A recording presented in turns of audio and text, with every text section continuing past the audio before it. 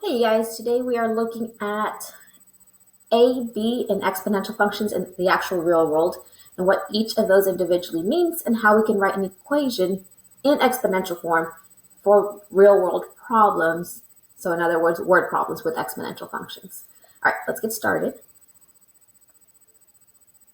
Again, I'll try my best to keep looking up at the camera, but it's hard because I have to look at the screen as well. All right, so we have the exponential function y equals ab to the power of x, and we talked about this in class. If you remember, a is the y-intercept, and b is the base, where x is always the exponent. All right, so let's move on to actual word problems. All right, so we're looking at word problems. We're still going to use the same equation, f of x equals ab to the power of x.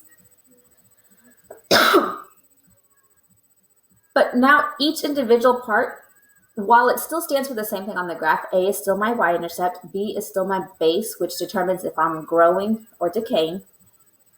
When it comes to an actual word problem, they stand for a little more than just that. So A, like we said, you know as your y-intercept. When it comes to a word problem, this is the initial or the beginning value. Okay? B, as you know, is your base. When it comes to a word problem, this is actually the constant multiplier. This has to do with the rate.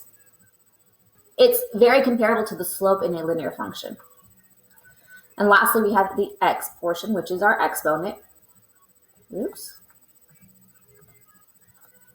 I guess I didn't put that as a paragraph, which is the input.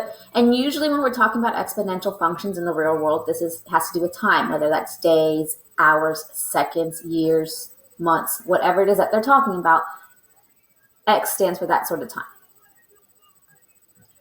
All right, so our rate B, if the initial value is increasing, meaning if you have a growth, you are adding the rate to 1, which makes sense because for growth, our B needs to be greater than 1.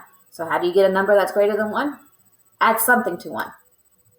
So B equals 1 plus R, where R is the rate as a decimal. So the percentage rate as a decimal. On the opposite end, if the initial value is decreasing, meaning you have decay, you subtract the rate from 1. Again, it makes sense. We talked about decay as something between 0 and 1. So in order to get a number between 0 and 1, you have to take away stuff from 1. So 1 minus R, where R, again, is the percentage rate written as a decimal. Okay, so we're going to do 2 examples, one growth and one decay, so you can see, and then you're going to try one on your own. Should be a short video, I'm hoping. The beginning population of a town is 10,000. It is growing at a rate of 15% annually. Write an equation that represents this growth. I read it once. I go back, quickly read through it, and look for the important words. Beginning is an important word. The number 10,000 is important. The fact that it's growing and that the rate at which it's growing is 15%. I am still going to be using the same equation because we want to write an exponential function since it is growing at a rate. Okay? The 3 main parts I want is my A, which is my initial value, B, which is going to tell me if I'm growing or decaying by either adding to 1 or subtracting from 1. And the thing that I'm adding or subtracting is R, which is the rate. All right, so we're going to start by looking for the initial value. For initial, we want to see what does it start at? What is the beginning? And I actually see the word beginning here, and that is right before the number 10,000. So that gives me a hint as that is your initial value. That is your beginning point.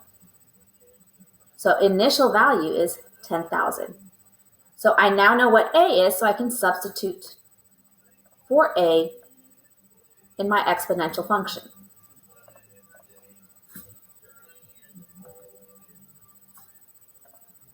So that means f of x equals 10,000. Instead of A,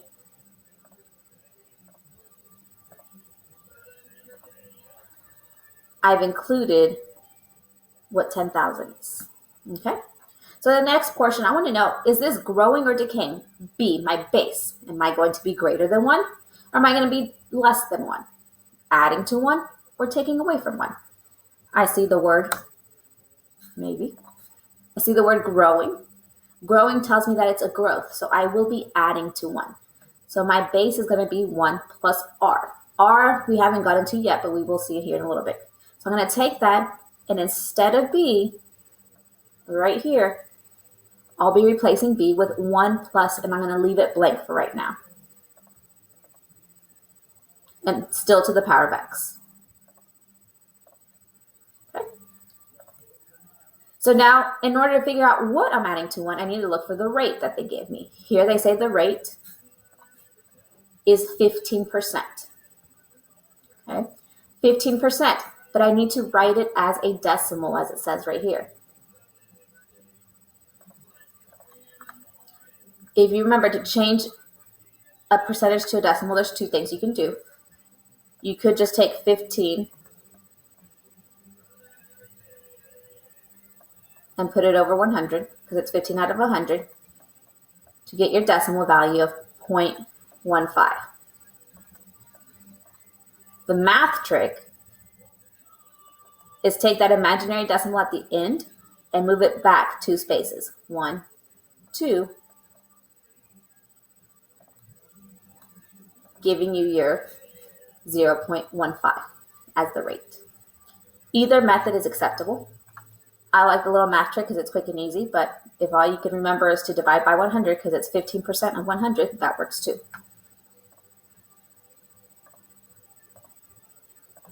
Okay.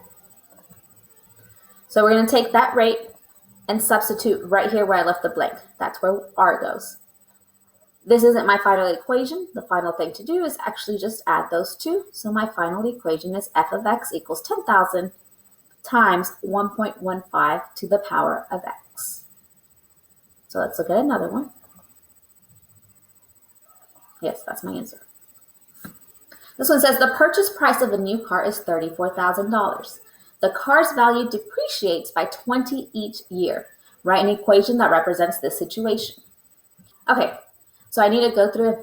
Once I read it once, I'm going to go back and look for the important words or information that are going to help me write this equation. The purchase price, and I probably should have highlighted the whole thing, purchase price, is a good one because this is what the price is when I first get the car. First, beginning, $34,000. Depreciates.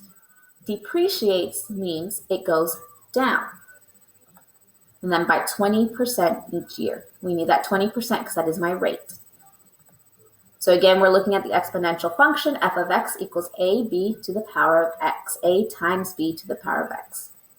The 3 things I'm looking for is my a, my b, and to know my r in order to specifically determine my b. So my initial value, again, that word purchase means that's what the car is starting off as. The car, when I go to the car lot, is $34,000. That is the starting price. Anytime you buy a car, once it leaves the lot, it automatically loses value, unless you add stuff into it. But if you do nothing to it, it automatically loses value as soon as it leaves the lot. So my starting value of the car is $34,000. Okay. Like we said before, that $34,000 is going to replace the a in my exponential equation. So we have f of x equals $34,000. Okay. So now my b, I need to figure out, is this situation a growth situation? Or is it decay? Since it's depreciating, and we talked about depreciate earlier, depreciate means goes down. So this is decay, meaning we will be doing 1 minus r this time.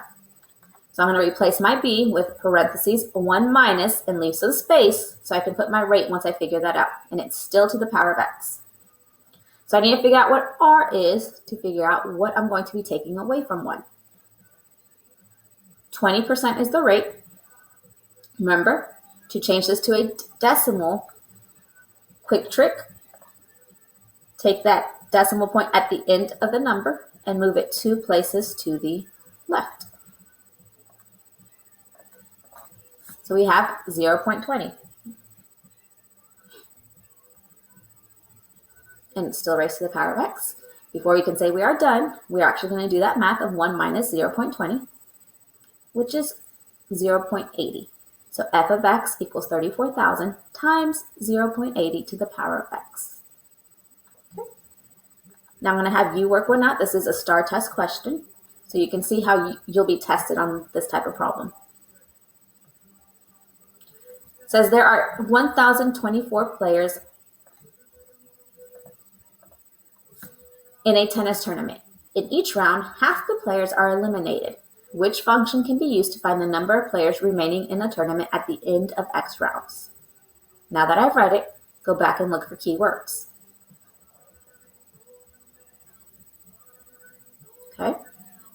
Now that you've looked for keywords, go ahead and set up your problem, find your initial value, find if you're going to be increasing or decreasing growth or decay. So am I going to be doing 1 plus R or 1 minus R?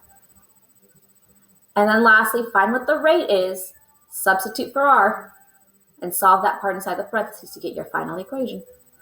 And that's it. See y'all next time.